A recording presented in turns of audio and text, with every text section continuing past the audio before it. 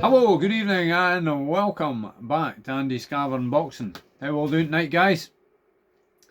Well, there's been a bit of announcement today in the heavyweight division by Mike Coppinger from the Ring Magazine. I think it's come out with the story that on May the 9th this year, Fabio Wardley, the WBO interim, no, he's actually WBO full WBO heavyweight champion, isn't he? He got upgraded. He is about to make his first defence against Daniel Dynamite Dubois on May the 9th. They're talking Manchester at the moment. I don't think there's been any venue announced as such. It'll probably be the Zone pay-per-view, I would imagine, and promoted by Frank Warren's Queensberry Promotions. So both fighters in the same promotion company. Fairly easy fight to make. There was talk Dubois taking on Zhili Zhang, the big Chinese heavyweight who packs a punch, though his stamina isn't brilliant, but would have still been an intriguing fight. But this is a mega fight the boxing fans will like. Though, does Dubois deserve a title shot coming off a defeat from Alexander Usyk? Personally, I don't think people should be coming off a loss to, unless it's some kind of rematch clause, where somebody's lost as a rematch clause and then go straight back in with them. This isn't the case for this. I personally think they should earn the title shot, but at least coming off a win anyway, to go back into world title contention. But Dubois is what would you call him? A former champion or a former two-time champion? He held the WBA regular, didn't he? Then he was, I think it was an IBF title he held. So he has had two belts, but depends how much value you put on the WBA regular belt, I dare say. Opinions may vary on that, I would think. But we know who the real champion is, Alexander Usyk. Though Fabio Wardley is you would call him if Usyk was to retire, for example, you would say Wardley was a credible champion. Just unfortunate he didn't win it in the ring as such, isn't it? But maybe for him. But he's champion all the same, isn't he? So, but he's not the champion, as you might say. I, like many others, would just like to see one champion in each weight division, but whether that's ever going to happen, who knows? Time will tell. We can't hold your breath waiting on that one. Even if your lungs like a blue whale. No. So how do they match up? Wardley, 20 wins, no defeats, 1 draw to Fraser Clark, 19 KOs. So he's got a 95% knockout ratio. Big puncher, eh? Dubois, 22 wins, 3 defeats, no draws, 21 KOs, and all 3 defeats by KO. They're both 6'5", both have a 78-inch reach, according to BoxRec.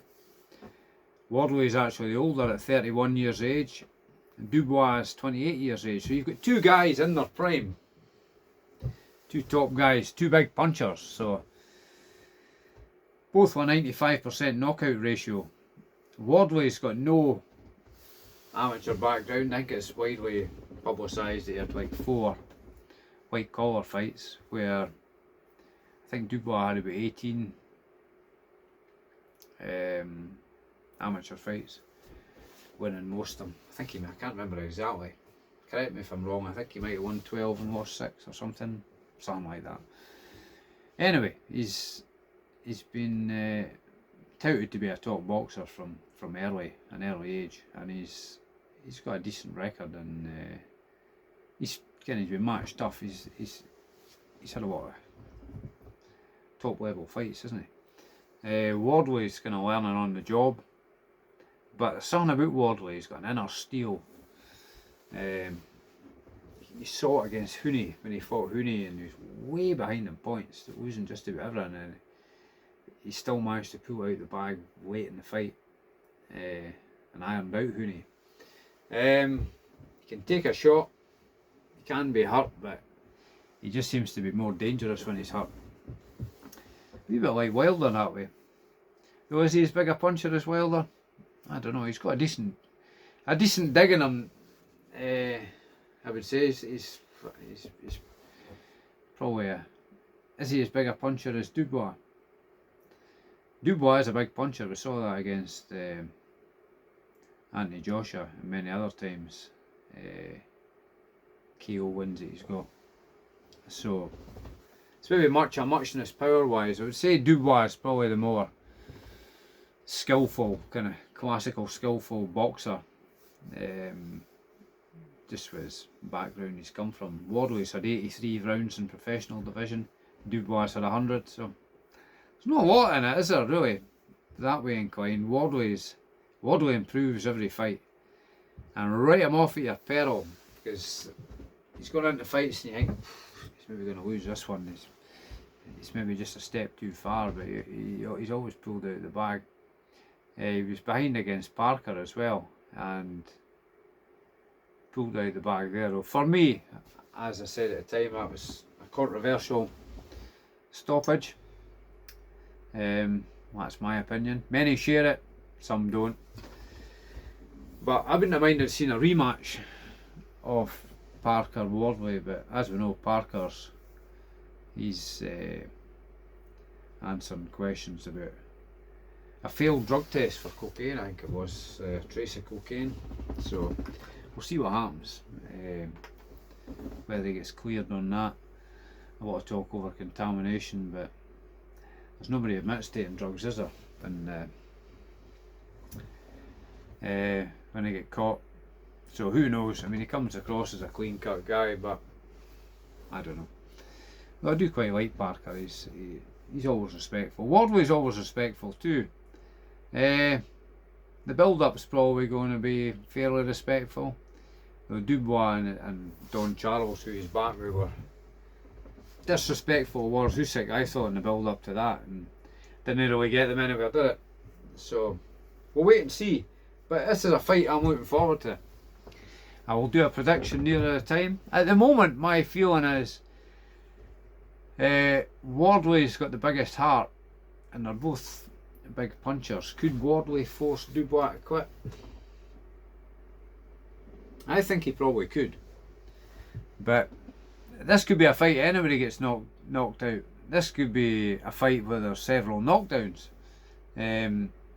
So it is a mouth-watering prospect for all the boxing fans out there, especially if you like heavyweight boxing, which most people do.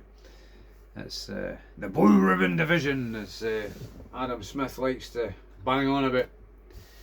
So this is a good one to look forward to. There's no word in the undercard or that yet, but hopefully it's a good one. Manchester. Could maybe go and see that, eh? Possibly.